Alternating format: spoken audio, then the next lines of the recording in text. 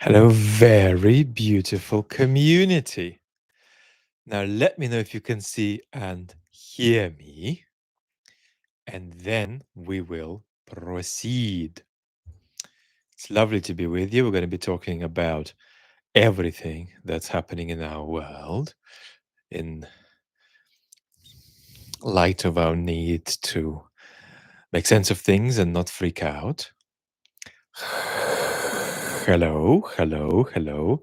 You can see and hear, you can see and hear. Therefore, I am 1/3 of the way toward having an episode that needs oxygen. I don't think that will happen in the next hour, but in case it does, and I very rapidly need to tune out, what I'm going to do is just stop and come back later and answer any super thanks questions that come up in the comments below. So let's get going. And the thing about us here, beautiful community, is that we are tremendously ethical. We do so many good deeds. And one of the good deeds we do is we always elevate the people who are here first and ask questions at the beginning, don't we? That's what I heard we do. And we're going to do it today. So I'm going to scrollify up and we're going to look at questions that were left before I came here. And I'm going to try to take them quickly, but meaningfully. So let's give this a whirl. Let's give this a whirl and a whiz. Hello, Roxana in Romania. Hello, Yana. Hello, everybody. Hello, Russell. Thank you, Amalfitano, for beautifully facilitating us.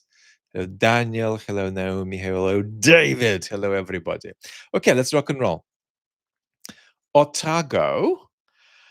Are all these events going on in the world part of democratic decline? Can they be stopped independently of that, or merely manage to be less bad? Can any event live outside democratic decline? So,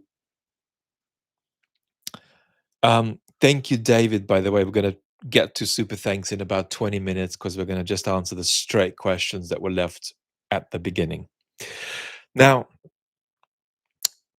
democratic decline is what I call a tendency, an historical tendency. It's something that could conceivably be entirely knocked out of its orbit by some kind of catastrophic event. But short of a global catastrophic event, the tendency will perpetuate. Not until it stops and we revert back to where we were in the 1990s, but until new realities arise and new ways for the world to go bad or to go well arise. Ways for the world to go well that we are used to in the recent past are over. That's done, right? You're never going to return to the kind of democratic stability you had between 1989 and 2014. What's driving the tendency are social forces, which we often mention. I promise to do a deeper dive into them, but we often mention sort of, four. We talk about the state of social media. We talked about the untethering of social bonds. We talk about economic exclusion centrally, and we talk about various ideologies of self-realization that make us terrible at solidarity. Now, the big thing that I often emphasize that I think is largely missing from Ukraine commentary by Western commentators is that there is a connection between Western powers' foreign policy and their democratic stability at home, right? Look at what's happening to US foreign policy when you have problems domestically, when you have an orange wrecking ball in power. Look at how calamitous US foreign policy looks on Israel, on Iran, on Ukraine, right? Right?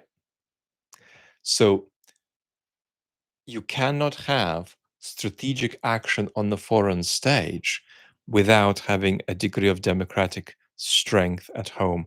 So democratic decline comes first, and then the dissolution of the post 1989 global order follows. The more democratic strength and stability you got at home, the more you can have a serious foreign policy. The less stability you have democratically at home, the more you're going to have a messy foreign policy. That's why the preponderance, for instance, of Ukraine commentators, Russo-Ukrainian war commentators who say the West should do more to help Ukraine are misguided when they imply that that's a matter of willpower. It's not a matter of willpower, it's a matter of democratic capacity. And so speaking to us as though it's just about galvanizing greater willpower when it's about our democratic incapacity simply misses the point of the appeal. So that's what I'd say about that, Otago. Pauli, I don't know if Vlad's going to comment on Israeli politics, but I'm wondering if Netanyahu is now the one starting wars for regime security purposes, or rather for his own political future. Yes, Netanyahu's thinking about Iran is both regime change. Do not mistake this for an enterprise to diminish Iran's nuclear program. It is as centrally also an enterprise to weaken the Iranian regime. Now, Israel's government has no clue about what would happen in Iran if the government collapsed. It has no clue about whether that would benefit or not benefit Israel and in what way. Israel at the moment does not do strategy. It does tactics and force. So, but there is a very strong regime change element in Netanyahu's position, and there is a very strong regime security element, right? Much of what Netanyahu has been doing for years is about keeping Netanyahu in power. Netanyahu is a populist authoritarian, less buffoonish than Trump because he's a much more systematic liar than Trump. Trump is a much more post-truth sort of operator with language. But he's nevertheless a populist authoritarian. And yes, regime security at home is a very big part of Netanyahu's foreign policy. Piotr, have you seen the newest Ezra Klein podcast with Sarah McBride? No, I haven't. I find it quite hopeful. Well, I noticed it. I haven't seen it. I'm very hopeful about the future. To be hopeful about the future, all you need to do is tell a truthful story about where we're plausibly going and still feel that that story isn't a story that proportionately generates despair. So the idea of losing hope is very, very far from my own outlook onto the future of the world and certainly the Western world. Julia, can you talk about freedom again? Freedom while in rough waters. So obviously, it's a very dangerous thing to ask a semi-practicing, semi-non-practicing political philosopher about the subject that they're most expert in, which is political freedom. I don't think you're asking me about that. I think you're asking about how we as individuals stay free when we are in rough waters, right? So I'm going to put aside political freedom because that could land all of us in a calamitous 4-hour lecture here through the night. So how do we stay free when we're going through a tough time as persons or as societies? Are you asking about that? Let's say something as though you're asking personally. I think personally, when we're going through rough waters, one of the sources of unfreedom is us being tough on ourselves. And one of the dangers for us is when we're being tough on ourselves, we realize that and try to fix it by being tough on the part of us that's being tough on us, which is a self-defeating enterprise, but nearly universally practiced by humans. And so the solution to that isn't easy. It's to be gentle on the part of you that doesn't want to be gentle with you. Another very important element when we're going through rough waters is how do we accept that what's happening is part of our lives as opposed to just being kind of an assault on our lives? If something happening to us that's bad is just an assault on our lives, purely an assault on our lives, it's very hard for us to find it meaningful because we simply experience it as a cessation of life, right? I mean, 2 months ago, I lost the ability to sit, let alone stand. and I'm very profoundly ill. I'm talking to you in the very best 5% window of my functioning. This is not representative of my day. Is what's happened to me in the last 2 months a cessation of my life to a degree? In the sense that it's just an external assault that stops my life from being what it would be otherwise, would be great otherwise, in every way, because I was very ill before, but just not anywhere near this ill. Um, or is this event also part of my life too? And I think it is part of my life too. And if you accept that it's part of your life, you can begin to dance with that without at the same time engaging in the magical thinking of trying to wish away real limitations that you can't wish away. No, I can't stand up right now. So me thinking that I can is ridiculous. But me accepting that that situation is part of my life, that I can dance with it, for example, by sitting in a semi-lying position here in bed, semi-reclined sort of position that's, um, if you call it sitting, it's the kind of sitting that's sustainable for me. My legs are stretched out, I'm semi-reclined. Um, Look at what I'm doing now. I'm dancing with my limitations because I'm saying, despite my limitations and despite my physically suffering, I can engage the community, right? I can talk to the culture. So that's an example of dancing. If, Julia, you meant how do we stay free um, as a society when we're in rough waters? Well, that's a much bigger question. I think we need to talk about it another time. But one thing it requires certainly is for us to think that we are actually a society, as opposed to a bunch of groups who are in a kind of friend and foe relation with each other. Nimrod, you seem to be very knowledgeable on mental health and neurodiversity. I think I'm more knowledgeable on neurodiversity and less knowledgeable on mental health. Um, I am not neurodiverse, and I've, across my life, been incredibly privileged to never have anxiety or depression problems, even when I was in very bad places with my physical illness. But I have a lot of people very close to me who are neurodiverse, both ADHD and autism, and so I have a deepening understanding of these um, uh, conditions. Any resources or topics that you can recommend? What I'm going to do, because I often talk about neurodiversity in relation to public office, I'm going to do an episode generally on how I understand neurodiversity, how I think about it. I mean, and then I might give some resources. But I think for now, there's a book called Driven to Distraction about ADHD that I recommend. Let me see if I can put it in the comments here. There we go. It's called Driven to Distraction by Hallowell and Ratey. So I'm going to throw it in.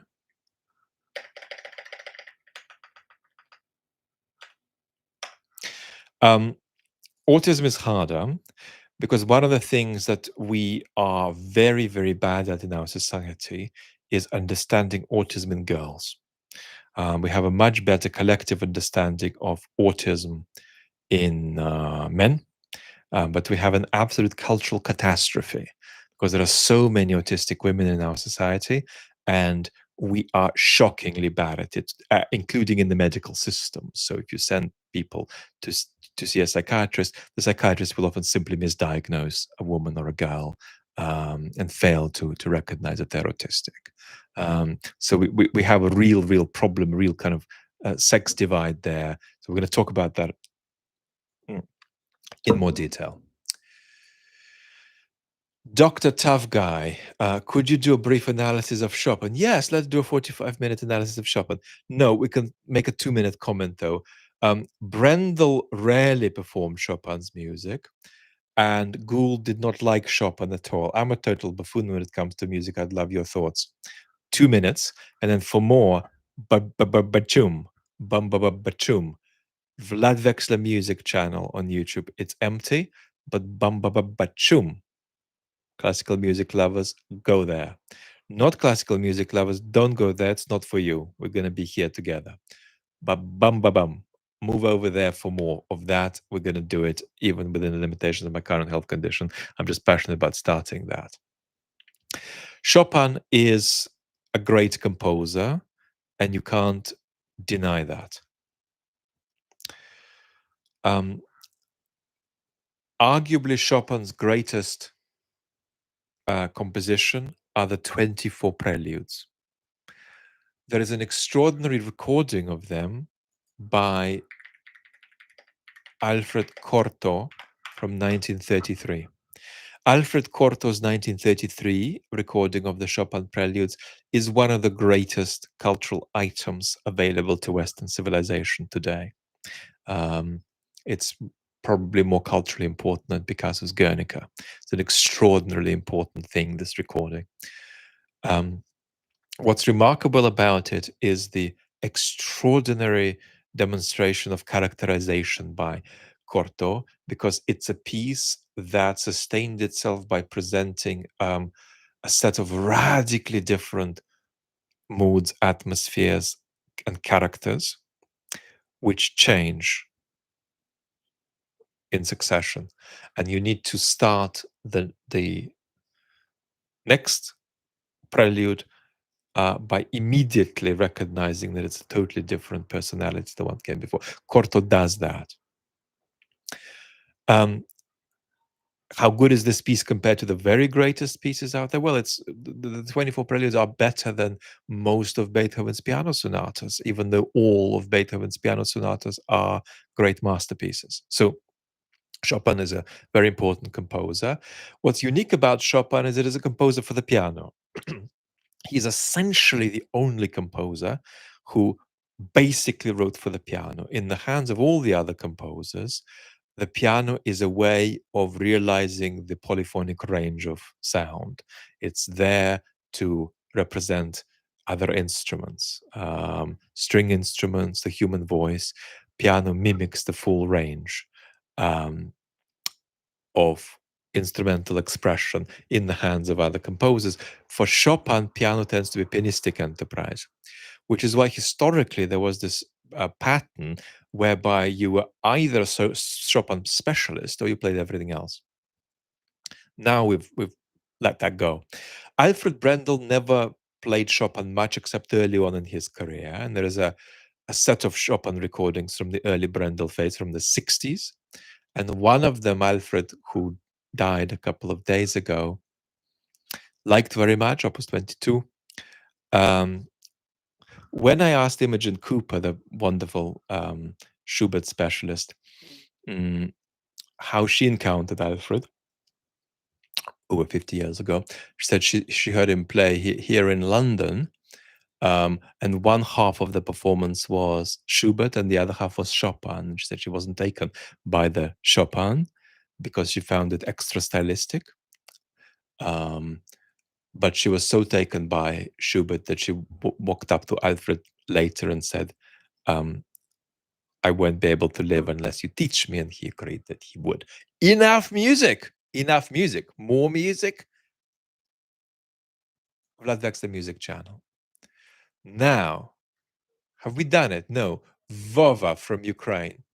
How you doing, Vova? Greetings and much love and appreciation from Ukraine.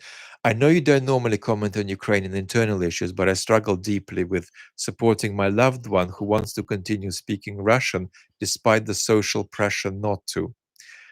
How do you not lose touch with a changed,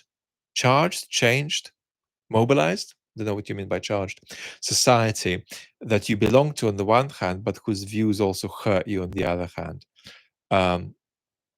Also, how much language is an impact?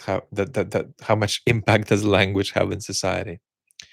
Vova, great questions. So I do talk about Ukraine's internal affairs. What I don't do is equalize the way I talk about them with the way I talk about Russia's internal affairs, because the gap in quality is too big. So I'm absolutely qualified to make generic comments about Ukraine the way I will in a moment. What I'm not qualified is to spend an hour talking about the dynamics, within the presidential administration, the different people involved, and so on. I leave that to others. Now,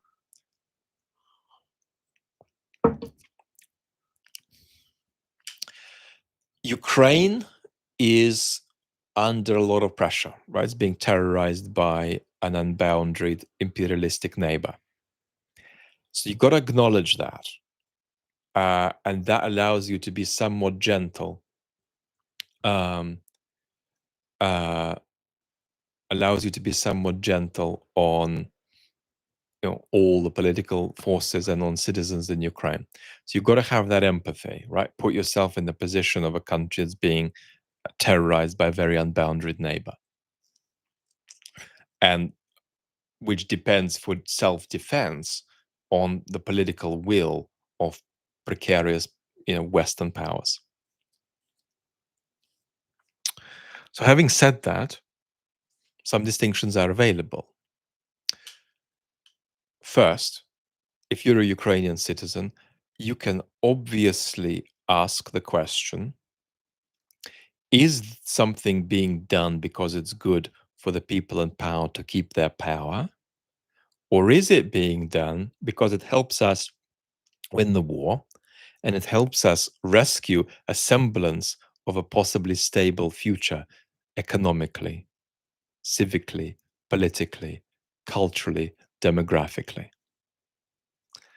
Obviously, it's entirely possible to look at a Zelensky administration policy and say, this is about helping Ukraine's future, or this is about keeping Zelensky in power, right? There's nothing illegal about that. And what you're going to find when you analyze government policy is that you're going to have one bucket, another bucket, and you're going to need to weigh up into which bucket you put what. Now, you might say, oh, that kind of thought you can't have at all because there is a war going on. And my answer is 3 years into the war, if you don't have that thought, you will lose it. And above all, you'll lose the peace. And Ukraine losing the peace is a way for Ukraine to lose the war. So you've got to be very sensitive about these questions, right? But you've also got to be able to reflect on them. And you've got to work with a concept of national security that's realistic. In other words, it can't be too minimal so that it endangers the survival of the state, but it can't be too broad, right? It can't be a violation of national security for somebody in a coffee shop to criticize the government. Now, language. One thought about language is that Russia does not own Russian any more than Britain owns English, right? So that's an important thought too, which in principle we have to recognize. It's Putin's view that everybody who speaks Russian is Russian. Putin is wrong. That's an imperialist thought. People who speak Russian are Russian. But if people who speak Russian say, I am not Russian, I'm something else, they're something else, even if they speak Russian. Putin should not be given this imperialistic concession, right? Um, so that's another thought. And then the last question is, how does Ukraine have a healthy conversation that on the one hand says, we are not Russia, but on the other hand, doesn't frame that idea in an excessively narrow a way that, for example, jettisons a lot of Ukraine's own cultural history because it is tainted by various kinds of Russian inflection. You see, if you want to draw that divide very sharply, you're simply going to lose an adequate account of Ukrainian history, and you're going to succumb to a kind of excess of nationalist cultural myth. And here, what you have to recognize is that there wasn't just a very big depth of interpenetration between Russia and Ukraine during the Soviet project, but that generally speaking, during the Soviet period, and even before, Ukraine was partly a victim of Russian imperialism, but partly an agent of it. In a way that, for example, Chechnya wasn't. right? There's a degree of incorporation of Ukraine into the Russian Empire, such that it's both a victim of the Russian Empire, but there are also elements in which Ukraine was uh, uh, a participant, an actor, subject, right? Not just an object there. So all of these delicate conversations need to be balanced when you think about questions of language. But fundamentally, what you need to understand is that the North Star is, how do you have a peaceful, civically stable Ukraine 10 years from now? That's very, very important. Um, what you don't want to do is, um, each time there's a conflict between short-term mobilization purposes and long-term healthy civic sort of civic endurance purposes, that you always prioritize the short-term purposes over the long-term purposes. Let me put this in an even more colloquial way. You can absolutely tell the Russians to go screw themselves, but also do that impurely, with an understanding of the complexity of Ukraine's cultural history, right? So, in other words, what I've put on the table does not stop a Ukrainian from telling the Russians to get the hell out, go screw themselves with their military and cultural imperialism, right? But it's a complex conversation, and it's a very difficult conversation, right? They're difficult conversations to have in time of war, um, and uh, none of the balances at hand here are easy to make. Okay, I think in 26 minutes we have done the tremendous honor to ourselves of engaging with the questions we started with. But yeah, because this is really, really important. Don't think that telling the Russians to go screw themselves has to be a kind of a black and white feat, of professional nationalism, beautifully executed on X.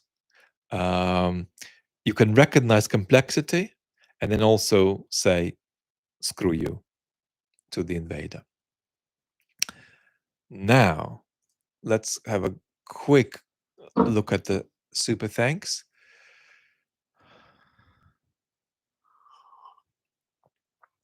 David Cheruti is asking, do you see a connection between the psychology of get-rich-quick schemes and the embrace of electoral monarchy? After Trumpism fails, might MAGA flock to the next thing in the way people abandoned one promise of easy money for the next?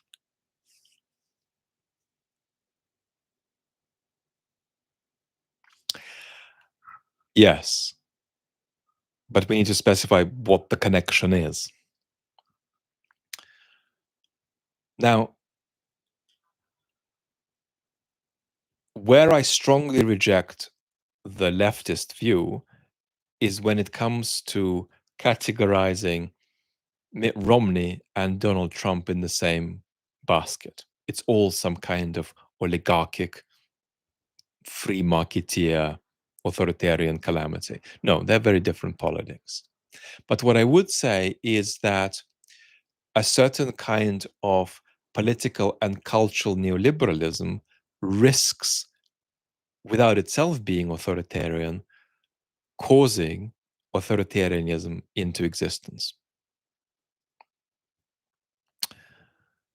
And in that sense, you can absolutely say that our impoverished self-help industry that confuses growth with consumerism for the most part, or allows those bits of growth which are compatible with consumerism, going to the gym, not a bad thing, but it's compatible with consumerism. Advancing one's career, not a bad thing, but it often is captured in a consumerist mode, right? How do you get yourself a leg up in the marketplace? When you begin to think of everything in terms of consumerism, there is a risk that you can move from the idea that it's all about market exchange to the idea that anything anyone says and does is okay as long as they're powerful enough. I'm going to talk about how that link historically works, but it works. And its political equivalent is that the thought that we can outsource railways to the free market, that we can source utilities to the market.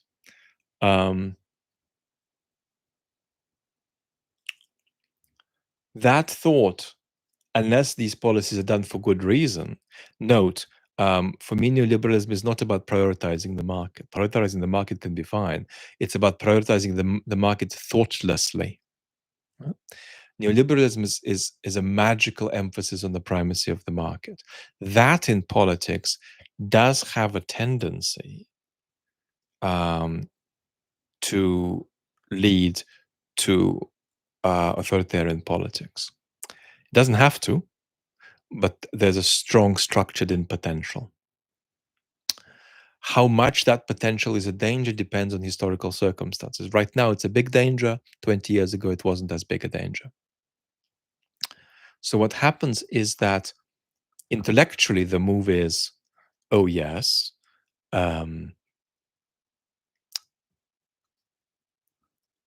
if we put a primacy on the market, we can also move on to say that as long as somebody's powerful enough, they should be able to get away with saying and doing whatever they want. And then, so that's a kind of an intellectual leakage that happens in political life. But there is then also what you might call a socioeconomic causation, and that's that neoliberal politics often excludes citizens, which leads them to lose trust in institutions, which leads them to vote for Trump. So that's some of the way these connections work. Now, you're also asking what's going to happen to MAGA folks after MAGA. And the answer is that they are going to be recruited into a more professional version of a MAGA project. We can stop them from being recruited. It's our job. It's a job of the Democrats in the United States who are now silent, largely, to try to bring it about that when Trumpism ends as a political movement, MAGA folks disperse across the ideological spectrum rather than all get captured by some kind of Viktor Orban type figure who appears in the 2030s. Brilliant question, and we'll talk more about it. Robotic person says we're naive to believe this won't get much worse. So that the state of our democracies will get worse is guaranteed, unless there's a giant meteorite strike or some kind of cataclysmic event. That's guaranteed. What's not guaranteed is what's going to happen after. And what's also not guaranteed is how bad it's going to be. It's absolutely not guaranteed that we're going to lose our democracies. We don't have to. We've got a really good chance of keeping them. And the way to keep them is not to halt democratic decline, because we can't quite do that, but to try and counterbalance it by various forms of democratic regeneration, re-engaging people with politics, as well as avoiding making terrible mistakes that just enhance the loss of trust. Vlad, if I'm sick and tired of listening to Times Radio forecasting the imminent Russian regime or military collapse, whom should we turn and listen to?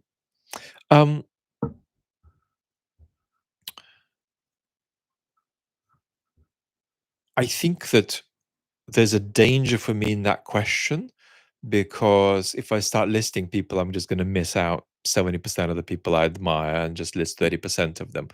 I would say that there aren't any Russia experts today who are predicting Russian collapse. So if somebody is predicting that, they just don't know what they're talking about. They're predicting it in the short term. Understand that often the content on Times Radio is not that, even when the thumbnail is that. So that's how they grew the channel to over 1 million subs. They pumped, end times for Russia into the thumbnails, which is great YouTubing. You might argue about whether you feel that's ethically fine or not so great, but it's great YouTubing. But even when Mark Galeotti goes on, they put on Putin is scared thumbs, even though that's not what Mark says. Um, so there's literally nobody at the moment who is predicting imminent Russian economic collapse. So if somebody's saying that, they don't know economics or Russia or both. And if somebody's predicting Russian political collapse, um, they do not have expertise in the country. There are some people, general type folks or military type folks or something else, right? On times there's a guy who has a speciality in, I think, North Korean chemical weapons or something like that. Often goes on. We've talked about him once on chat, and he talks about what's going on in the Kremlin. And I watch it, and I said, "Mate, you haven't got a clue what you're talking about." Right, you get obliterated if you spoke to me for 10 minutes because you'd be exposed for not knowing anything. So there's a lot of folks like that on Times Radio. The way that works, but there's a lot of, an even bigger majority of high quality folks on there. The way this works is once you get into the circuit, you keep being invited back. And it's possible to get into the circuit by talking about apples and then gently migrate to talking about pears and then peaches. And then if peaches are in the news, you're an apple, maybe a pear guy, but it's peaches that are in the news, and you keep getting invited because you used to be invited for peaches and apples before. And you're not going to say 8 times out of 10, unless you're hyper responsible, that you're a peaches, that you're an apples and pears guy. You're going to go on and talk about peaches, but then it's going to turn out you haven't actually tried some of the peaches out there, and obviously it's highly embarrassing. That's life. That's the information environment, and we're all negotiating it. So I look at it sympathetically. If you're going to be cruel to these people, what are they doing? Yeah, they're putting trash into your tummy for self-enhancement. Now, I love human beings, so I'm going to come out and say, well, that's just funky fun. I wouldn't do it, but it's funky fun. Humans do it. It's not the worst thing in the world. It's not that they're literally putting poison into your tummy. And it's also your choice whether to listen or watch. And the reality is that overwhelmingly, our algorithmic predicament favors the idea that Russia is going to collapse imminently. And the number of channels in our orbit that are constantly talking about Russian collapse. I don't actually mind sometimes. It's part of YouTube culture to just hook somebody by suggesting something but then contradicting it in the video. I think that's allowed on YouTube culture. So it's allowed to say, oh, isn't Putin in so much trouble he's going to be gone next week? Question mark. That's allowed. But then in the video you have to say, look, on balance, that's not where we're looking. It's not how it looks, except in the sense that the kind of regime Putin is running is inherently a regime that just could dissolve in a 6-month period. That's always possible, but there's no indications of that now. So that's how I'd answer that question. It's a natural part of life. Wanting for these people to stop doing what they're doing is a bit like really, wanting a world without human beings is a bit misanthropic. So just don't get too grumpy about Times Radio doing that, and watch many of the wonderful experts they have on, and giggle at some of the cheeky experts who pretend they can talk about peaches when they only know about pears. Jack, you claimed that centrism is failing, maybe the false centrism. However, I made a book called The Moderate Ideology, The Republic, to safeguard democracy and social welfare. The first ever centrist manifesto on Amazon. Okay. Well, congratulations. So I have a special term here, which is technocratic centrism. And for me, it's a centrism that goes on as though it's 1998 and fails to reckon with sentiment out there in society, and thereby outsources these demographics to irresponsible alt-right politicians, for instance. So for me, this kind of technocratic centrism is a responsible but self-immolating type of politics is an inherently negative thing. Could there be then a positive construction of what centrism could be? Here I wouldn't argue with that as a possibility. I personally wouldn't put it like that because I think the politics that would work for us would be a very complex blend of left and right and proceduralism and populism. So you'd have to have that kind of mix. And I personally don't stop anybody from calling that mix centrism too, if they happen to like the same mix that I might recommend. I don't myself call it centrism because I don't think that's descriptively illuminating. I also don't love running two versions of the same concept, and it's absolutely necessary. That's why I talk about centrism being, um, a sort of a way of being stuck in the past. But specifically, when I use the term, I say technocratic centrism. Hello, Vlad.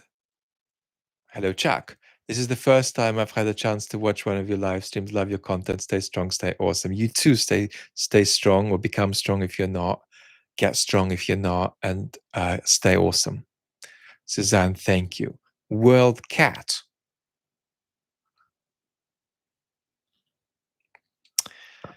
I have to make a confession. I am a pig person, but outside of being a pig person, I am more a cat person than a dog person, even though I have a very bad allergy to cats, but not so much to dogs. Hi, Vlad. I was just at a conference on the Sudan civil war and felt pure dread at the unbelievable evil taking place. How do you keep your love for humanity as we enter this dark time? For me, um, love of humanity is an interesting thing because I tend to just love all human beings. Humanity is a concept I'm a bit slow on. The reason I'm slow on it is because it implies a degree of agency, but I think humanity has no agency. It's just once you try to give it a agency, you end up being a kind of politically toothless cosmopolitan. But I love human beings as they are,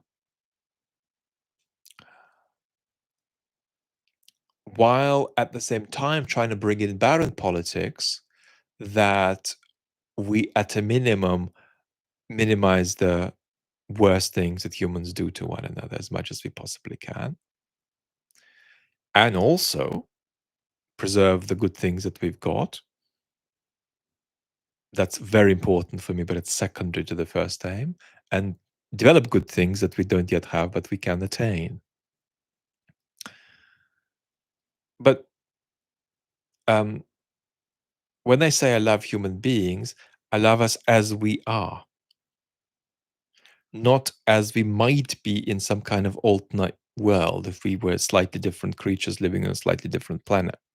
So for me, it's very important to understand the creative, but also the destructive capacity of human beings. I don't think it's possible to celebrate the creative capacity of human beings without appreciating the destructive capacity of human beings. And we have to be honest that everything that happens in the world is part of what human nature generates. Often it's human nature mediated by institutions we have invented or misinvented, mishandled. But everything is included. You can't begin throwing things you don't like out of the basket and then get to keep the things you like. So that's why I love us as animals. I think we're also ludicrous and pathetic in many ways, but I love us as kind of clever animals that we are. And we also produce remarkable things like the Chopin preludes we talked about earlier. We can also produce remarkable things politically.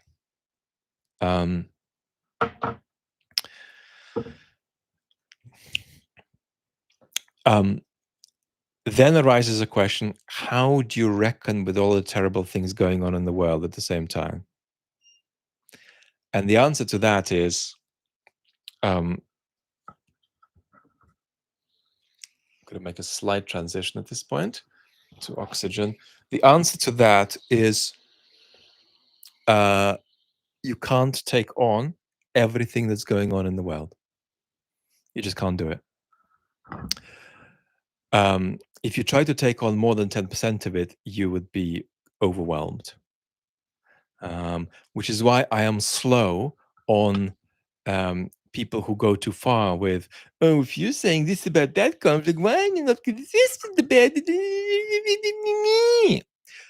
I admire the pressure for consistency, right? I myself point out inconsistency, right? So many pro-Ukraine people, for instance, don't criticize what Israel's done in Gaza, which is extraordinary, right? I point that problem out. But what I don't do is say, how can you be outraged by, something terrible happening in one part of the world when 17 slightly more terrible things happen in the same week elsewhere, and you haven't noticed them? There is no such thing as a sort of a rationally distributed global moral compass.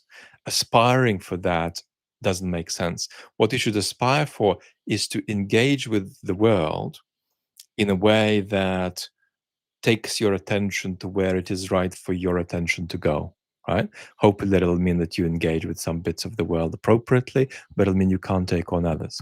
There is also such a thing as being warm and cold on the same thing. And that's also actually healthy. It's not austere. And you can say, for instance, about some kind of calamity going on in a part of the world, and let's not speak in too tragic a way, right? It might not be a calamity. It might be something deliberately done by evil actors, or actors doing evil. What you can't do is, be constantly on a 10 out of 10 engaged with that. So what I often recommend is 1 time out of 5 when you encounter something, being really engaged with it, but another 4 times out of 5 saying, there is a world in it. Ghastly things are done in the world by human beings, by human action mediated by institutions. And this ghastly thing is one such thing among many historical others, and I'm seeing it, I acknowledge it, it's real. So it's a way of recognizing the proportionality of something without taking it on emotionally, knowing that you do take it on emotionally some of the time. It's a matter of closeness and distance. A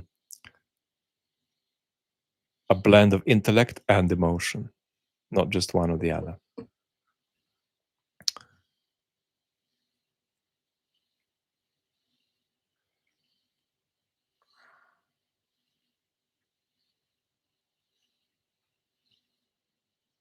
Are you following the NYC mayoral race? On a similar note, what's your assessment of Sadiq Khan's 10 years mayor of London? Do you vote for Sadiq Khan?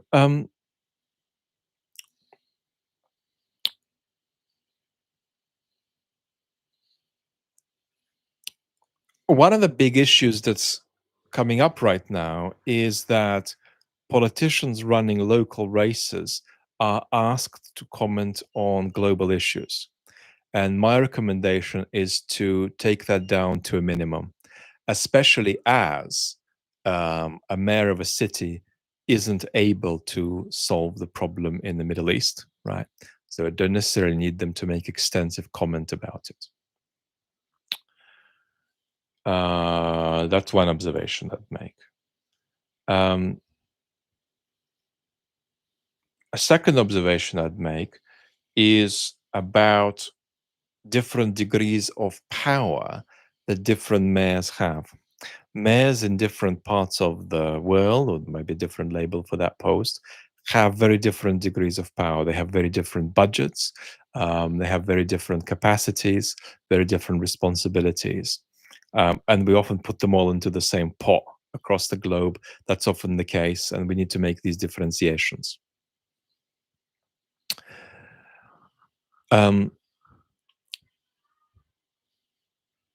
what's my view of Sadiq Khan? Rory Stewart once made a criticism of Sadiq Khan, namely that he wasn't proactive enough in the mayoral position. And my assessment of that is that the problem, if it's real, that Rory was pointing out, isn't a matter of Sadiq not realizing something intellectually, but is a matter actually of Sadiq being somebody for whom being extremely proactive is difficult.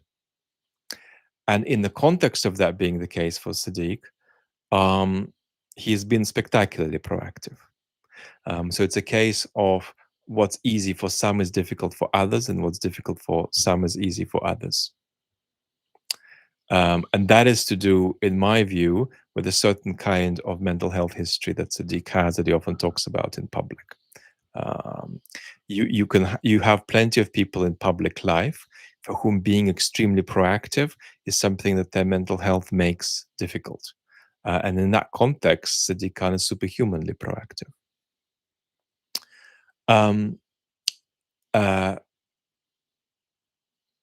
If you are English, let's stay in this country, an example of somebody else who is misunderstood in a similar way is the football player Marcus Rashford.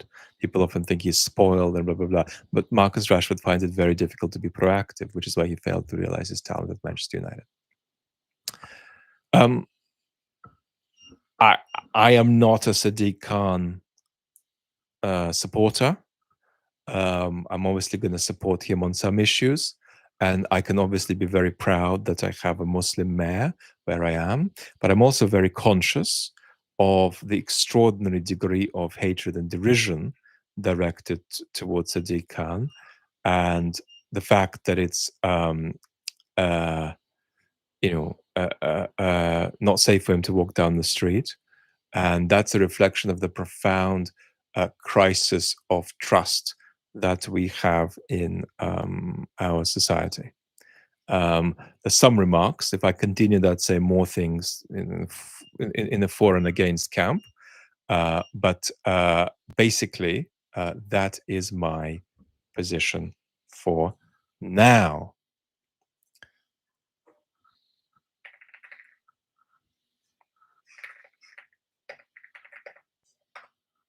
So let's carry on. Maybe we'll accelerate a little bit in tempo. The only way you get regime change in Iran without ground troop invasion would be a nuclear strike. Do you think Trump is considering that? Well, there is some reporting implying that. I'd be very skeptical about it. We've also had Seymour Hersh in the news recently with his view about what is happening in the Trump administration.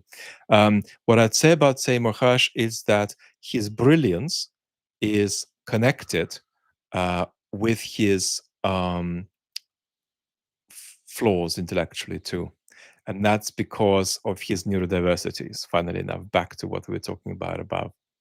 So he's somebody who is capable of standing up for a truth that nobody else recognizes and not budge an inch, even if the world's against him. He is also capable of rushing very quickly to a conclusion that is not supported by all the facts. So be careful about that. The problem with the very idea of regime change in Iran, which is being talked about, obviously not just in Israel, but to a degree by some people in the Trump administration, is that on top of being a bad idea in 17 different respects as something to be externally forced, it's also something that is fundamentally incompatible with the decreased stability and capacity of the American empire as a global actor. We'll talk about it more. If Russia-China, Jason is asking, is so great, why is Israel's tech totally owning Iranian sovereignty?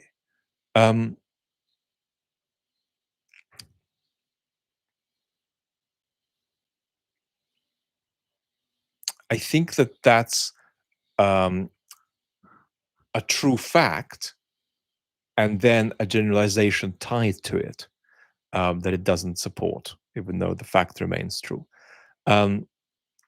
What would we do if China tried to take Taiwan?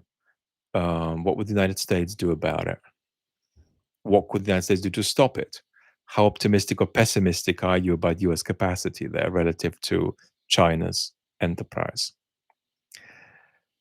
Who is losing the war at the moment in Ukraine? Is it Russia? Is it Ukraine? Is it the West? You might say it's hard to say, but it's certainly not the case that the West is winning there. We've just had the Trump administration essentially trying to impose Russian conditions on Ukraine. So we are losing to the power that you're mocking there. And so what you absolutely have to center in these conversations isn't the particular calamitousness of one power or another in a particular dimension, but not just their general strength or weakness, but their relative strength or weakness. I mean, we talked about Times Radio headlines earlier about how Russia's imminently going to collapse. It's meaningless to talk about Russian weakness unless you talk about it relative to Western weakness and Ukrainian weakness. So when you say, as people in our information environment often do, that Russia is doing very badly, that's rather meaningless. The question that means something is Russia doing badly or well relative to how Ukraine is doing, right? Because both are losing the war at the moment. The question is who's losing the war more rapidly. Unless you make that judgment always relative, you're not going to be able to make any kind of analysis. So we ain't doing too well in the face of the Russian aggression. It depends on your sensibility what you should say. If you were asked outright, are we winning or are we losing?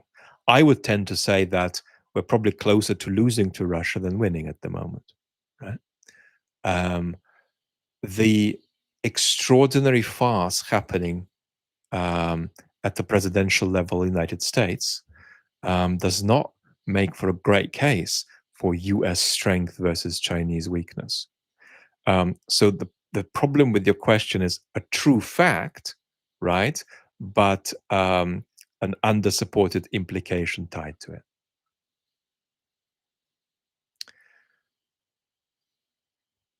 Shadow Guy sending good wishes. Jason is saying, whose proxy is stronger, the American proxy or Iranian proxies?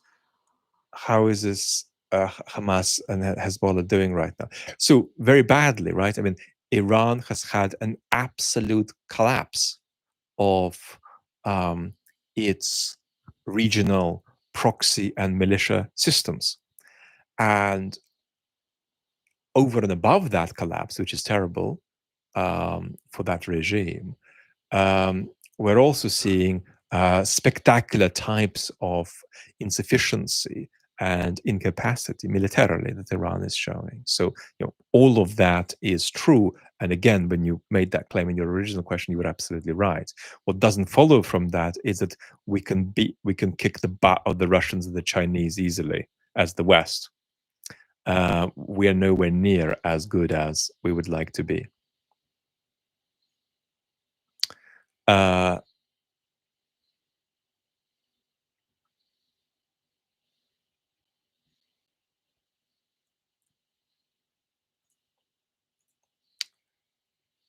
Mark is saying, wishing you strong health in Russian. By the way, my language and my culture is Western. So when you're writing that, you're writing the foreign language to me. It's nice, right? But it's it's not my primary language of communication. Alex attended an emergency conference on India, Pakistan, Israel, Iran with US analysts. Conversation was limited, did not touch on history, regime needs, or other political causes. Is this part of the technocratic centrism you criticize?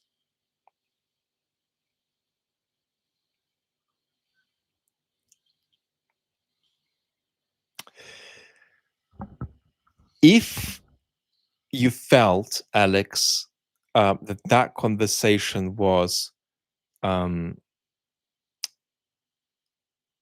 predicated on US power or Western power being something that it isn't, and in fact being something that it was in the 90s but isn't now, or it was in 2001 and isn't now, then I would say that yes, there's a certain kind of danger of immersion in this technocratically centrist prejudice. But there can be other things going on. I mean, there are systemic ways in which particular regions are misunderstood that have perpetuated over years. So I do think there are misunderstandings of regional conflicts that perpetuate in certain Western think tanks over years and over decades, which we misunderstand. So I'm not sure. But for me, it would be the technocratic centrism at fault if think tanks were talking about the projection of US power into these conflicts as though it were the kind of projection that could be done before but can't be done now. TK, do you think the taco label is likely to affect Trump's decision making in a negative way? What is the taco label? Is that always creating outrage? Correct me if I'm wrong. Well, whatever's true about that label, Trump's interested in drama as much as he is interested in outcome, more than he's interested in the outcome. We need to understand that. I made a little chat about this yesterday, that we are not understanding how far Trump doesn't get the regions he's trying to engage with globally, how he can't learn more about them because he can't read, can't listen to podcasts. And thirdly, how he can't ask for advice when he doesn't know, because it's unbearable for Trump to expose a lack of knowledge or a lack of experience in a domain where he is expected to have the knowledge and the experience. So Trump's actions are inherently strategically rudderless, that they're constitutively rudderless. There can be tactics, there can be whims, but they ain't going anywhere. Anywhere coherent, even anywhere coherent and wrong. Which is why, as I said just on this channel recently, it's time to stop the over-rationalization of Trump's actions. Much of what Trump does is strategically empty, and it's driven by the pursuit of attention, fame, praise, various kind of satisfaction around narcissistic supply, and so on. Very often, what matters to Trump is the drama itself rather than the outcome. So, brief remark on that. Jake, you continue to hit at identity politics as being a factor for the deterioration of democracy, especially in the US. Could you expand on your thoughts on why this is? Thank you for your commentary. So, I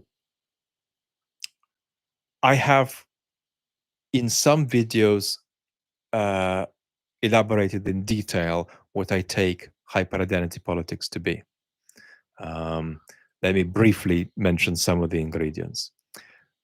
It's about taking political disagreement and making out of political disagreement moral disagreement. It's about being good and bad, not just having a political preference for one policy or another. So you moralize political conflict. You make it about core moral issues. That's new historically. It wasn't the case, and it's not healthy. Second, you convert the moral conflict into conflict around identity. Right? So we disagree on an issue politically. If I move it to the moral sphere and you disagree with me, you're evil. And if I move it to the identity sphere and you disagree with me, then it's a direct attack on who I am. So identity politics brings it about that generations of young people relate to other citizens trying to conflict with them as though it were erasure, right? And an example of that is the extraordinary damage that has been done to the rights of trans people by some of the trans movement discourse, as well as by much of the regressive and transphobic politics of many populist right movements. And so one of the problems with the trans movement was that it tried to claim elements in it, significant elements, that trans rights could not conflict with the rights of others. And that's an identity politics position. What the trans movement should have done is say trans rights are important. They do conflict with the rights of others, but when they do, we're going to advocate for prioritizing trans rights over the other rights they might clash with. And then politics will work out the balance in practice. You see the difference? Yeah, you see the difference? Um, and now what's happened is that you've got a branch of feminist discourse developing that risks modeling the error in the trans discourse back onto trans discourse by saying we're not going to negotiate when biological women's rights clash with trans rights. Well, you can't say that because you're just evading politics. When there is a clash of rights, you're going to have a negotiation and then you're going to have certain outcomes. I just give an example of one domain. Much of the same could be said on a bigger scale about BLM. BLM did a lot of good around challenging people's personal racism, but BLM did not advance the anti-racist cause in the United States any more than it retarded it. It advanced it, but it also retarded it. It contributed to Trump as well as advancing the anti-racist cause in some dimensions. So a mixed record, which I would categorize as more negative than positive, for the rights of the very group that the movement was advocating for. Right? It's catastrophic for the rights of Black Americans, for the rights of trans people that Trump is in power. Right? You've got a government that's attacking the rights of various kinds of groups, right? So you've got to take this seriously. And what I'm saying is that a lot of the identity politics stuff was simply apolitical. And the political import of it was, in fact, to undermine the political empowerment of the very groups that were being advocated for. Part of the reason this happened was that it was an elitist project, often elaborated in elite institutions, and often driven not by genuine considerations of elevating people at a structural disadvantage and out of structural racism, for example. There's a lot of structural racism in the United States. But it was driven by the interests of, if you like, middle class professionals competing for professional elevation against each other. That's that power analysis. It's a little bit Marxist, but it's that power analysis of identity politics we need to make. So what was it? It wasn't a left-wing movement. It was an aberration in liberalism. It was liberalism getting toxic and becoming a kind of a reversal of itself. And one of the things that's absolutely striking in the hyper-identity politics drifts is that it left little room for the central role of economic exclusion and class inequality. Funnily enough, intersectional discourse isn't actually very intersectional because it misses out all too much on how we must recognize all these huge types of disadvantage are intersecting with economic exclusion. There's not enough economics in the identity politics discourse, and it's not an accident that much of the many of the sources of that discourse were themselves fairly privileged folks on campuses. So that's just a sense of that critique.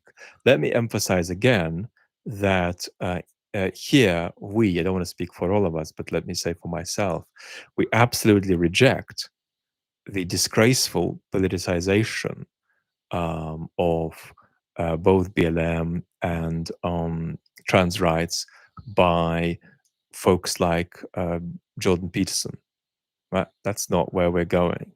What I'm saying here is that on BLM, sorry, there's a lot of structural racism in the United States that it needs fixing. But the question is, do you fix it effectively, or do you in fact work counterproductively and do counterproductive, depoliticized activities?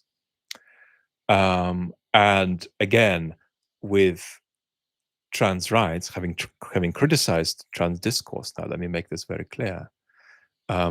No serious public intellectual worth their salt would be derisory toward disadvantaged groups, right? And it's disgraceful that all of these losers, like Jordan Peterson, who's a loser on this topic, because he is, dismissive, unmasculinely uncompassionate, right, toward disadvantaged folks, right? It should be cringeworthy to witness Peterson being unable to say anything positive about trans people. It is cringeworthy to witness Peterson in another dimension to be unable to say anything positive about Greta Thunberg, right? Any properly grounded, confident, masculine man of the kind that Peterson advocates for would react to Greta with a protective instinct in the first place, for instance, right? So what we've got to understand is that I've just made a critique of hyper-identity politics in a world in which 98% of the critiques of hyper-identity politics online are worse than the problem they're critiquing. So we've got to understand that, because we're not going to do algorithmic drift toward the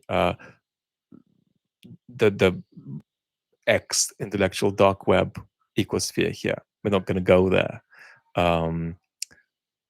Right? We're going to be able to keep two things at one. We can criticize something, but we can also reject in practice the 98% of the flawed criticisms that thing receives in practice. Okay, this is very important. And no matter what happens, you do not kick down on disadvantaged minorities if you're a serious person. You don't do that.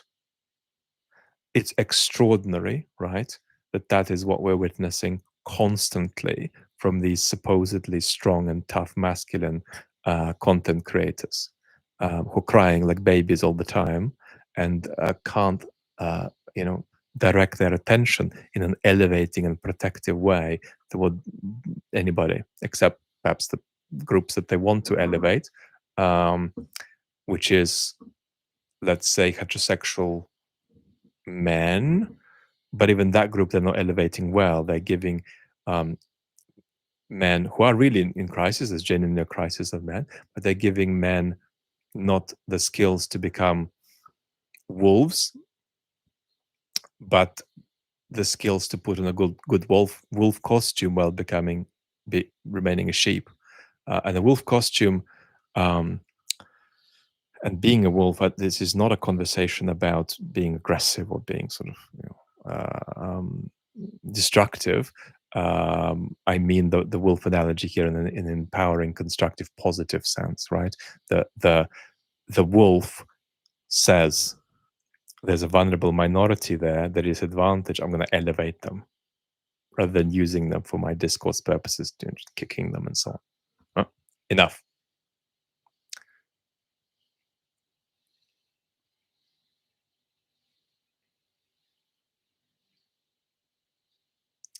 Rachel is asking about US intervention in the Polish elections. I haven't studied it. What I would say is that we need much better working definitions of what appropriate and inappropriate intervention is, because our whole conversation about this is broken at the moment. So maybe we'll talk about that. Obviously, there is always intervention. So what are we talking about? We're talking inappropriate intervention. How do you define that, and so on and so forth? And that will help us with these kinds of conversations.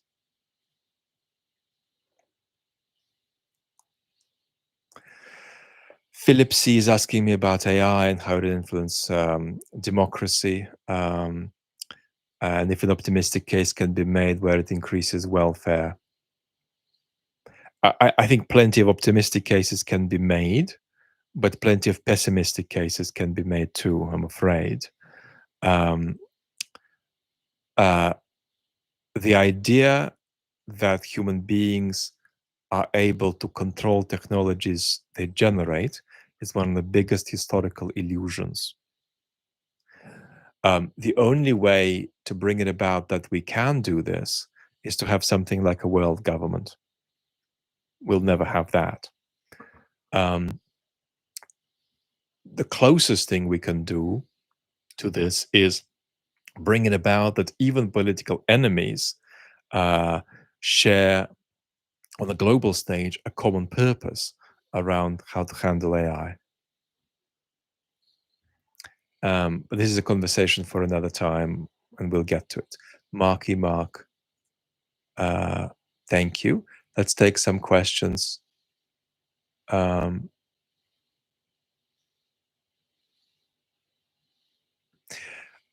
is asking, is Jordan Peterson starstruck with the popularity of Trump? There is a spectacular incapacity to denormalize Trump among some on what we might call the populist right blogosphere. And there's a kind of embarrassing tendency to try to normalize Trump. So this is a problem. I can see Peterson struggling to say something definitively negative about Trump. If you're struggling with that and you're a public intellectual, you've got a problem. Jason, for the nth time, is saying Greta and Vlad are perfect representations of the EU. I'm an EU skeptic in some ways and an EU lover, but I'm skeptical about the EU's real prospects in the future. Weak, impotent, and sad. I'm happy, I am powerful, and I am strong, but your comment is weak, impotent, and sad. Which is mean of me, but it's true. But I forgive you, and maybe you can make another comment, and then you can be strong and powerful and happy.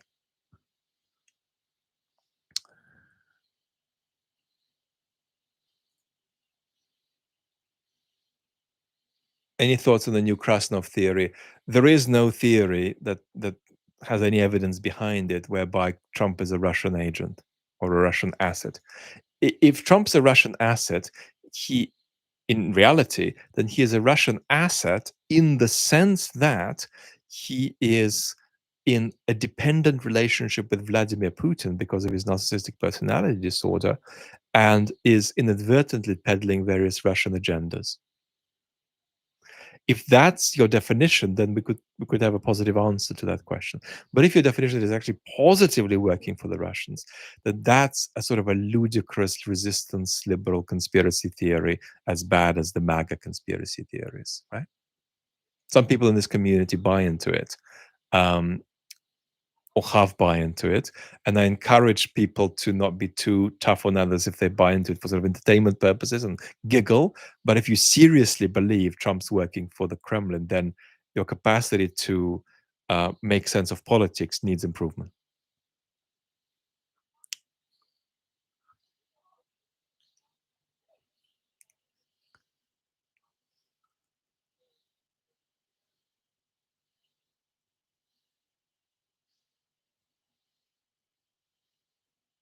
So let me make one more remark about identity politics. So by Rachel, we need to realize that advocating for the groups that identity politics advocated for doesn't stop when we've decided that identity politics has run aground. And this is what I'm seeing. You can carry on advocating, you just do it constructively. So, one of the things that we mustn't have is silence about racism just because the old mode of BLM did not give us the political results we needed. No. You continue making the point, but you make the point constructively, appealing to power, bringing it about that you can achieve effective change and so on. And also maximizing the odds that very bad things won't happen politically, that very much set back the rights of the groups at hand. Because one of the things that also hyper identity politics missed very, very badly is that it's not just that you can fail to advance rights, but that rights can be retarded, right? That's what we're looking at. We're looking at a situation where um, a woman might say, My rights haven't just not been advanced, but they've been pushed back relative to where they were 10 years ago. The rights of women, the rights of various kinds of non white folks, the rights of trans people, for instance, could actually be uh, more retarded in 2035 than they are in 2025. It can go forward and backwards. You can have rollback of that kind of social progress, right? And that's something else that um, the hyper identity movement didn't understand. That you've got to prevent the rollback as well as push forward the progress. There's no point in making 2 steps forward if you're going to cause 4 steps back, right? Another very important understanding this thing goes in 2 directions. And we still are sort of aghast in the West about the very prospect of various types of social progress being rolled back. But it's possible. It's happened in history. It's going to happen again. And we need to be effective at stopping it rather than living in a world in which we think that where we are is the baseline and it's just about how much progress we can make. Things can roll back. We've got to fight about that.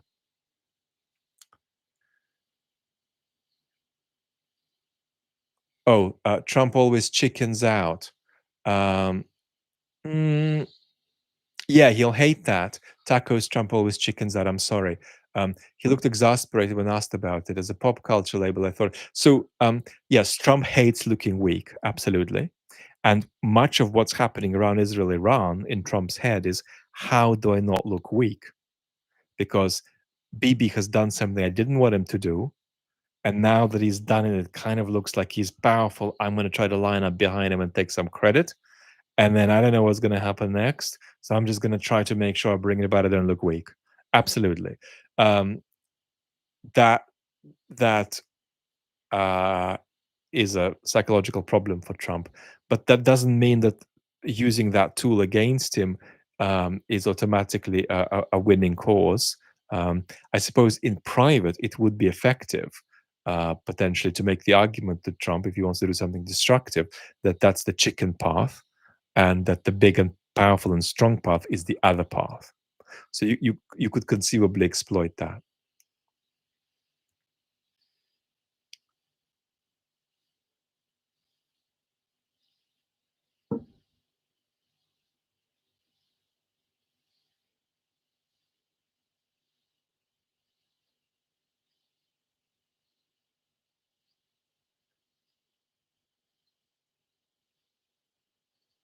Um, Is this Jason with the super thanks, the Jason who was saying about how weak the EU is and how weak Vlad is? This is a different person. Guys, I'm confusing members of the community here.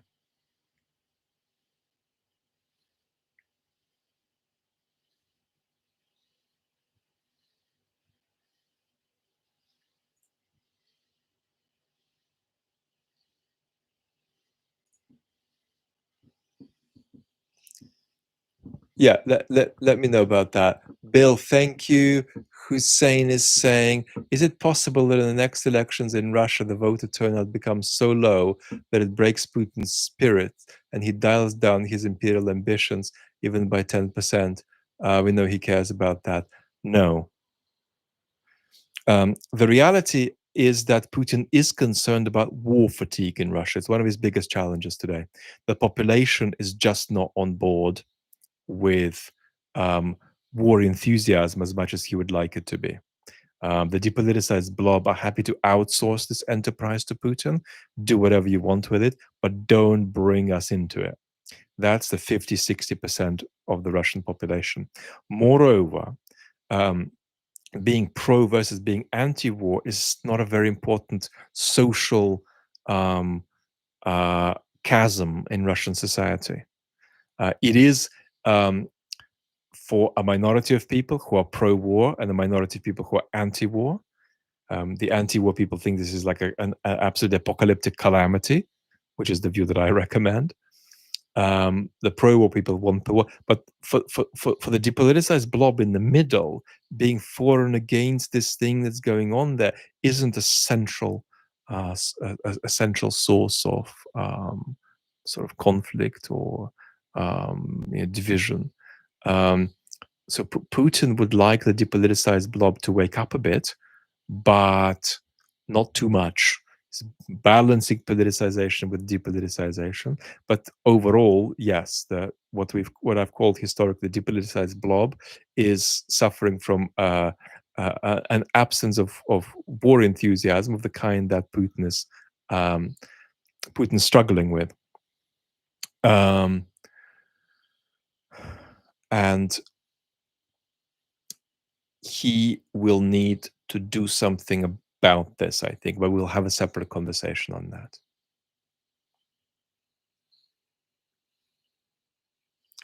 Okay, so Jason is trolling. Well, thank you for the troll. Thank you for the troll.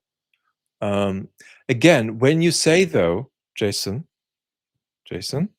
that the EU is weak, it's relative, right? So it's always relative weakness, right? Who's weaker, the EU or Trump? Well, Trump at the level of accomplishing much can barely tie his shoelaces. So where's the weakness, right? Yes, the EU is very weak, but what are we comparing it to? So relativity.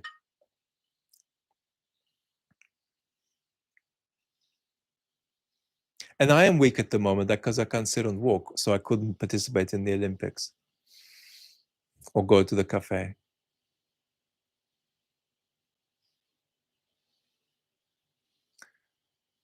Will forging closer links with China create a new destabilization dynamic for the EU? Asynchronicity is asking. There's an enormous risk of that happening, but there's also an inevitability of this pathway materializing more as the United States becomes an unreliable actor and withdraws.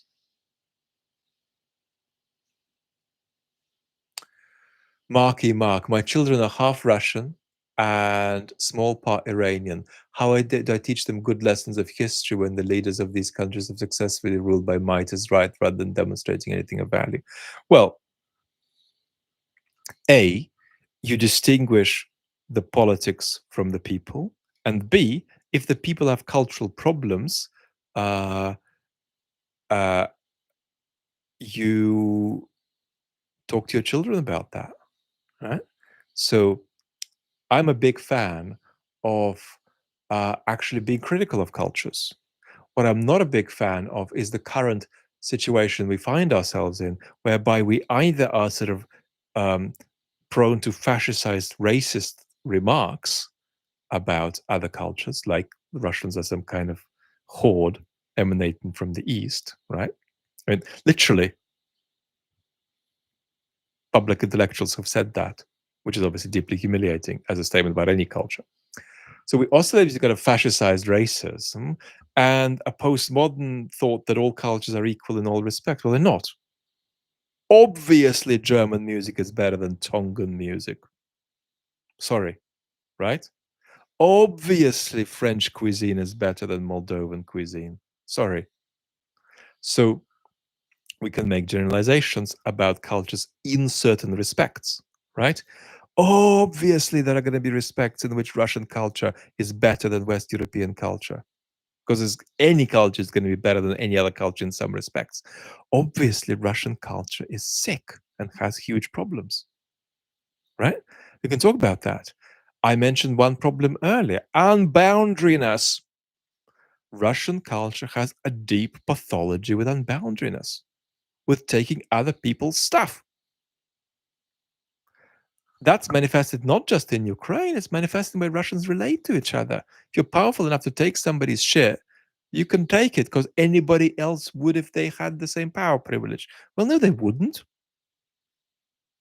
If you transpose that onto Switzerland, they wouldn't. So it's not anyone would. It's you guys over here. And what have we just done? We've made a cultural criticism. Now, of course, there are going to be people in Russia who have amazing boundaries, and there are people in Switzerland who have terrible boundaries. But we've just made it a cultural criticism. So as long as you avoid the fascization and postmodern egalitarianism extremes, you can make constructive criticisms. Cultures are failing in some ways, right? I mean, I'm in the UK. Brits are sexually repressed, right? You can make positive things, right? We're quite empirical. It's difficult to persuade Brits that something that is completely empirically unsupported is true. You can easily persuade them of that, but less easily than some other cultures. So cultures have strengths and weaknesses. Um, we can talk about that, and I would talk about cultures like human bodies also getting sick, getting healthier, having strengths, having weaknesses, and so on. So when you compare cultures, it's always a conversation about certain respects, right? Um, so, boom. Let's take a few more.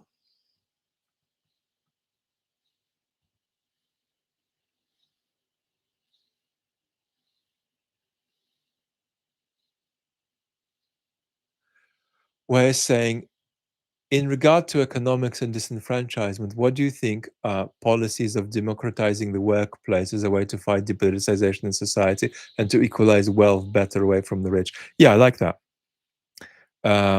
What we need to restore is what Michael Sandel, a beautiful colleague, calls the dignity of work. We've reached a situation where many, many citizens have no emotional and no patriotic positive disposition toward the work that they do. And it's often degrading. So we need to fight to restore a kind of dignity of work. Otherwise, we can't tell working people that they all share a society. We can talk about this much more.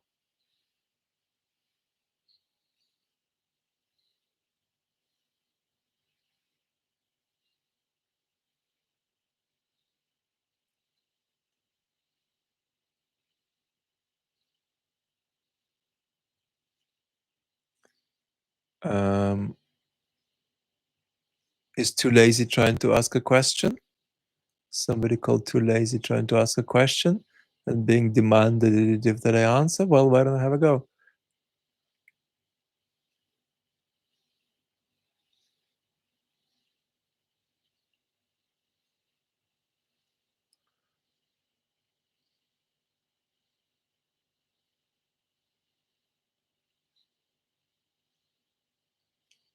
Phillips is asking me if I think ballet satisfies sadistic desires. I don't think that generalization would stand about any art form. It's the only dance that includes torture, hiding pain behind a numb face, sacrifice of childhood. Fundamentally, what matters isn't that, but whether a performance is curated in a successful or an unsuccessful way. I don't know. That's going to be what matters.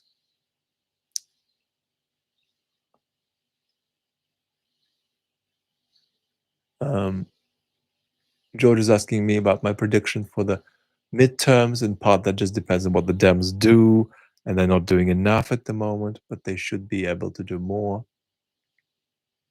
Bogdan is saying, please don't criticize Moldovan cuisine. Take that back. I take it back. I can't find that question. I'm so sorry.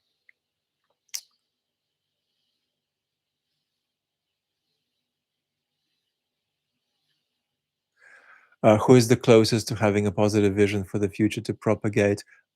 Gerald is asking. I think we're not there yet.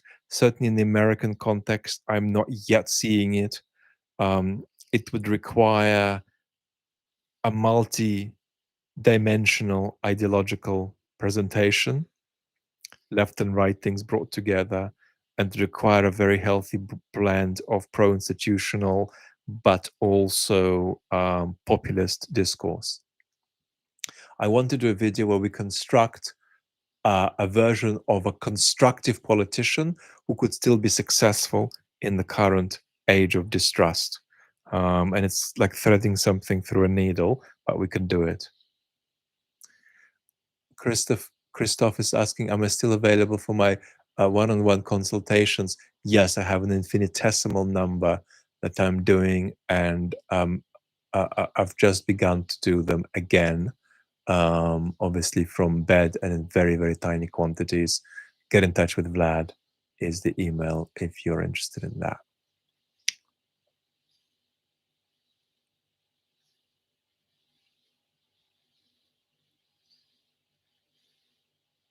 Pia is asking, where do I find the energy to do this chat? This chat is in the top sort of 5-8% of my functioning. So for like 10 hours before this chat, I was dealing with complex symptoms. I couldn't have done it before. That's partly why it started so late. So this is the sort of the weirdness about people with acute disabling illnesses. You see them at their best. You don't see them in their average state. And so you tend to think, well, it doesn't look too bad. They're kind of, able to function. But you're seeing them at that time that they're able to function.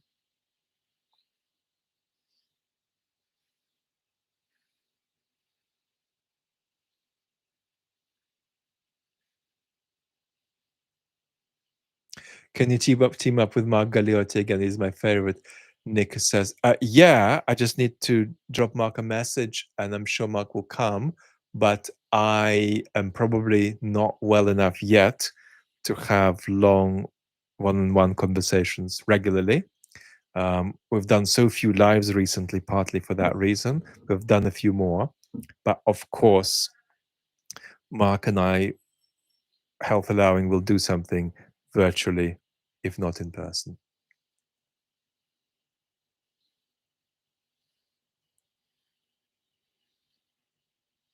Ain't no ranking this one. I'm proud of you and I hope you get more time to function. So grateful to you.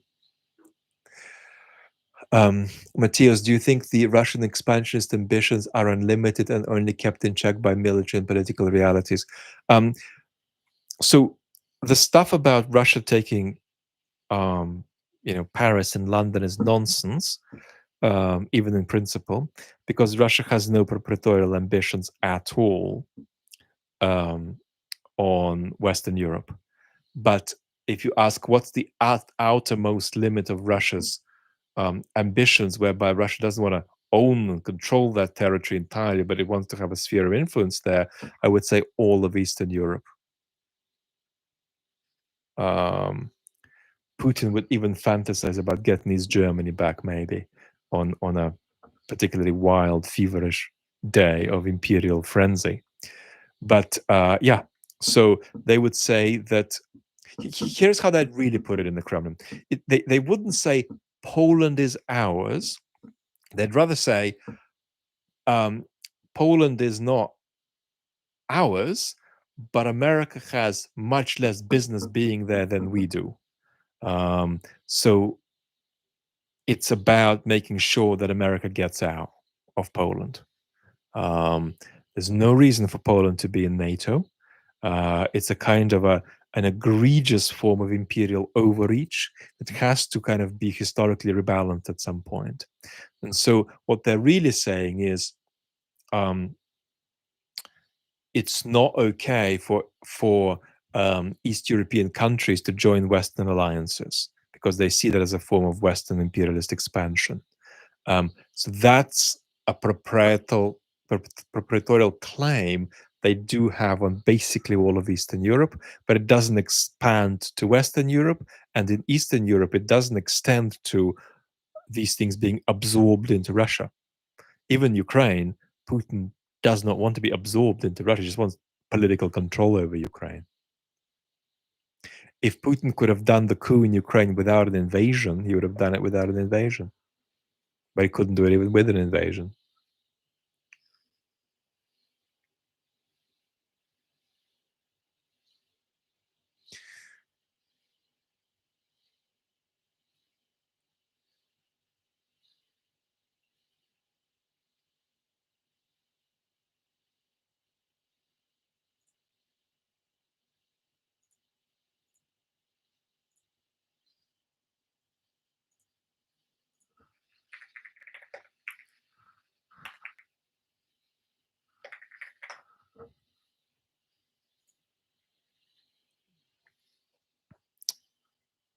Danny 2462, who's got a big channel, it looks like, is asking, have you seen the Hungarian polls showing the regime losing the next election? Yeah.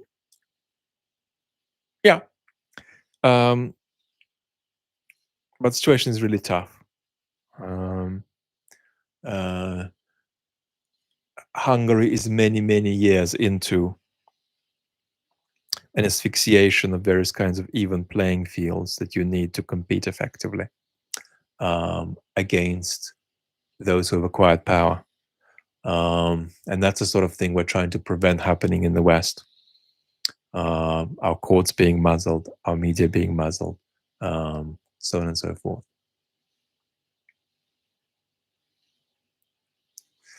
Vlad Romanyuk is asking, wishing you better health. Is it possible to predict how the Trump presidency goes in the next 2 years? Things seem to be so dynamic. The default trajectory for the Trump administration is self-immolation, and then many, many cries about Trump's victimhood. But don't equate things going south for Trump with things going south for authoritarian populism in the United States. Trump is authoritarian populism 1.0. There's going to be 2.0 that is going to be more effective and more hard-nosed that we'll need to challenge after Trump's evaporated out of the political scene. Are there any conditions, Joe is asking, that would stop Russia being a conquest nation? Sure. A degree of federalization and democratization could do that. But I wouldn't bet on Russia getting there, you see? So if you're asking me, is Russia going to be inherently an imperial aggressor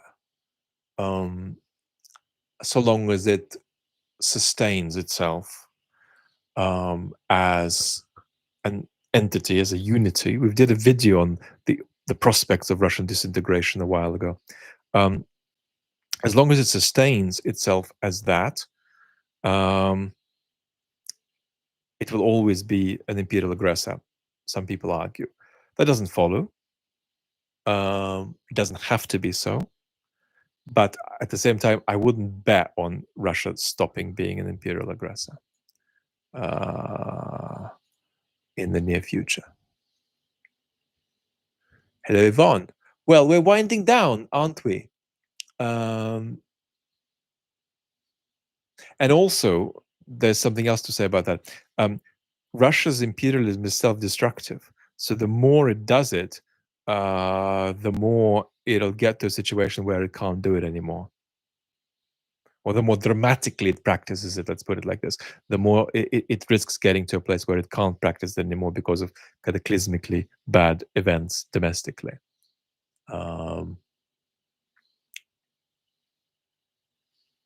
So, beautiful community, let's begin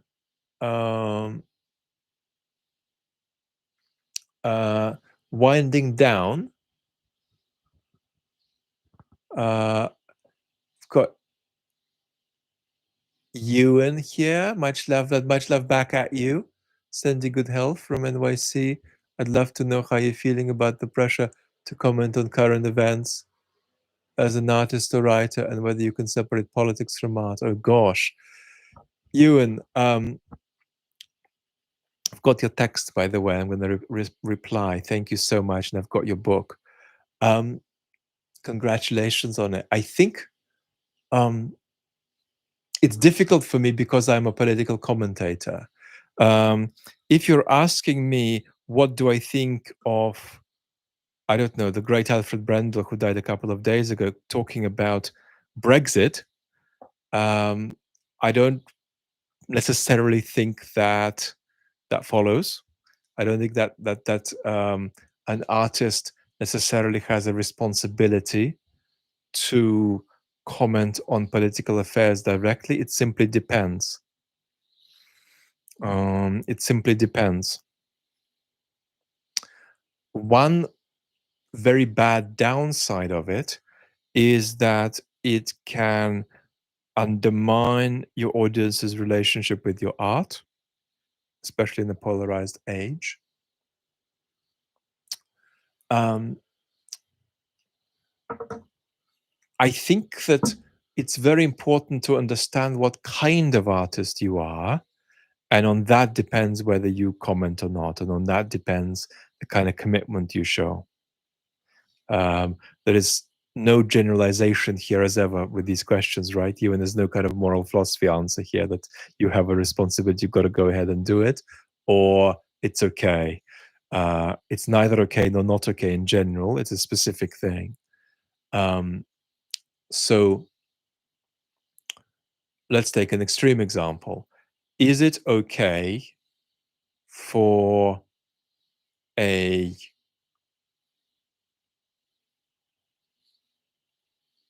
Russian artist of some kind to say nothing about the war while appearing on, I don't know, some kind of government-sponsored platform? No, that feels a bit tricky. But if you're not compromising yourself with the regime in any kind of direct way, the question just goes back to what kind of art you're doing.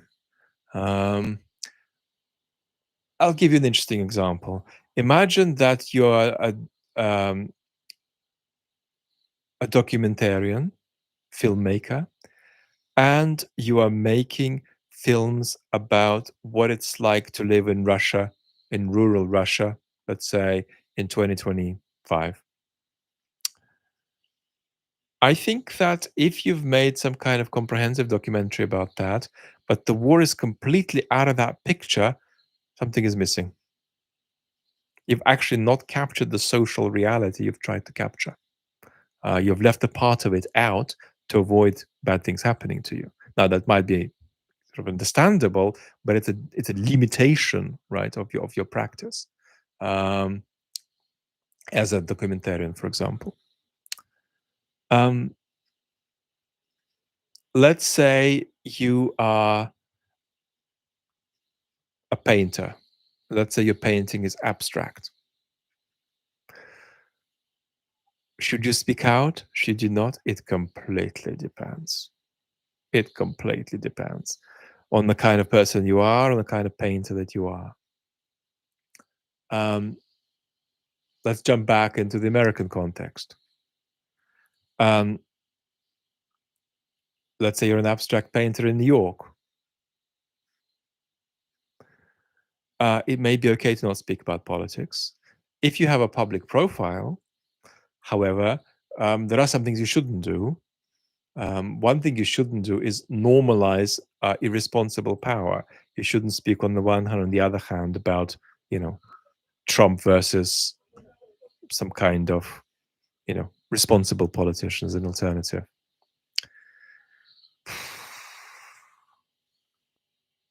You're a writer, novelist, short story writer. It simply depends on the substance of your work, and it depends on your personality.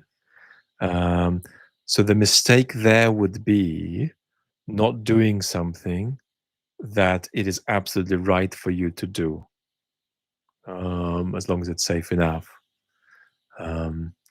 So this is very much a question about authenticity, and it's a question about the intersection of what your work's really about and what your character is really about. So what you absolutely want to avoid, um, um, being abusive with your public profile by, let's say, overindulging Trump by misrepresenting his responsibility. And you want to not falsify your work. You want to not falsify your character independently of your work as an artist. So it depends.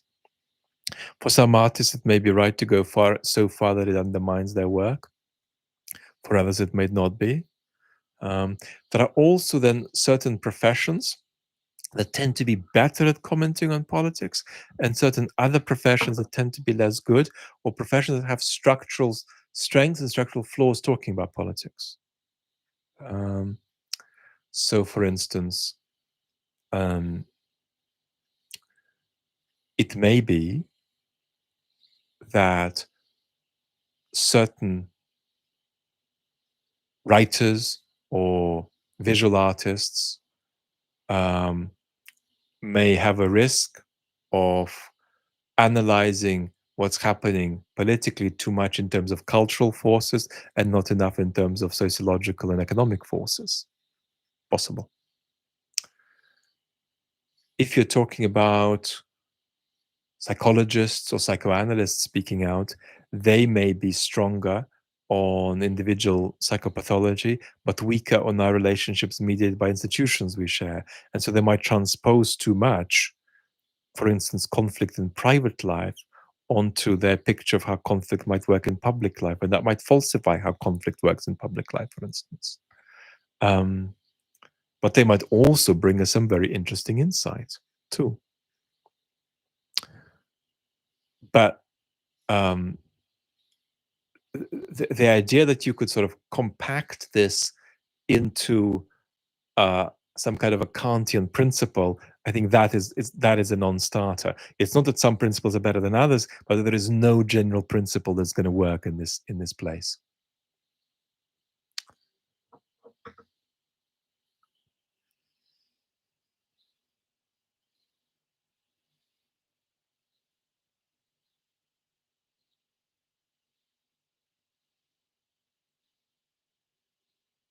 Danny says, "Be well, living with some chronic situation of my own. Your commentary on me is helpful to build my own vocabulary. Thank you and take care." I'm very grateful, and I won't stop. I'll do more. I'll try to do more.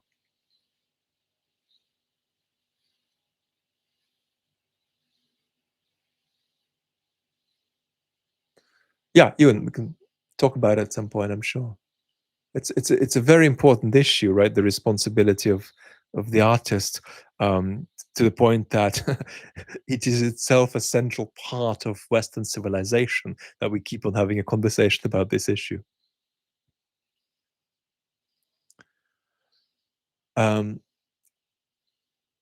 Marsha's SWP saying Vance and Powell will be much more dangerous than Trump.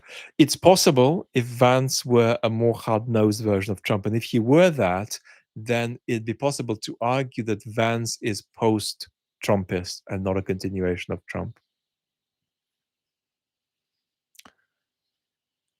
Seriously, silly, any advice on learning Russian, doing it for my fiance? I don't have any advice, but with languages, I always favor immersion. When I left, and I'm terrible at languages, absolutely terrible at languages. But when I left the USSR in 1990 for Israel, within a couple of years, I preferred speaking, within 3 years certainly, I preferred speaking Hebrew over Russian.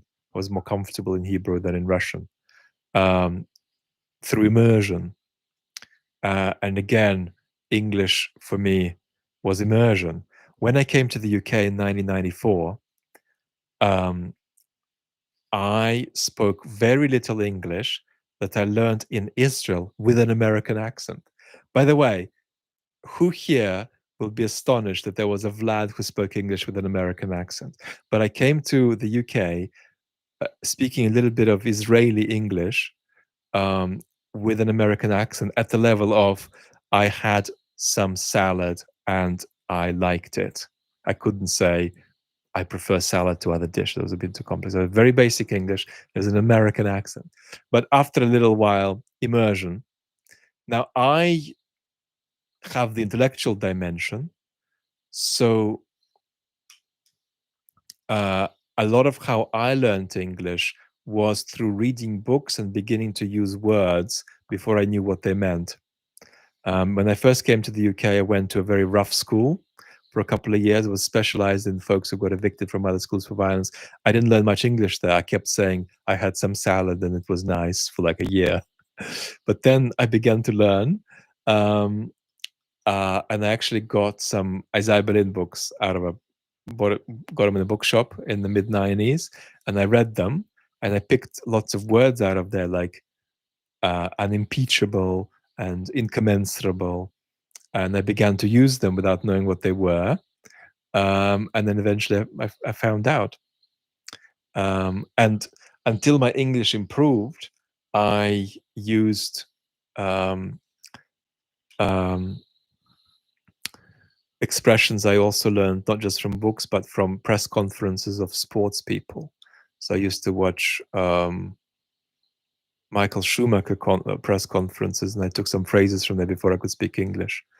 And one of his phrases was tremendously sensational. So when I was learning English, I was asked, "How are you?" I would say tremendously sensational with an American, almost. No, by then I was losing the American accent. I lost it very quickly. But as you know, Israelis speak English with an American accent. Enough. I'm beginning to lose my marbles. We've done 2 hours.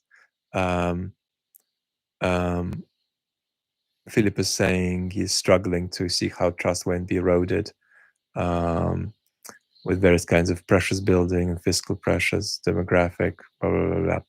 Blah. Yeah, but we can do trust resuscitation as trust erosion is happening, right? And it's a question of how it all weighs up. Great. Beautiful community. I'm going to crash, and you are going to be thanked by me for being with me for so long. I'm very, very grateful, and we're going to talk together soon. Lots of love. Bye, bye, bye.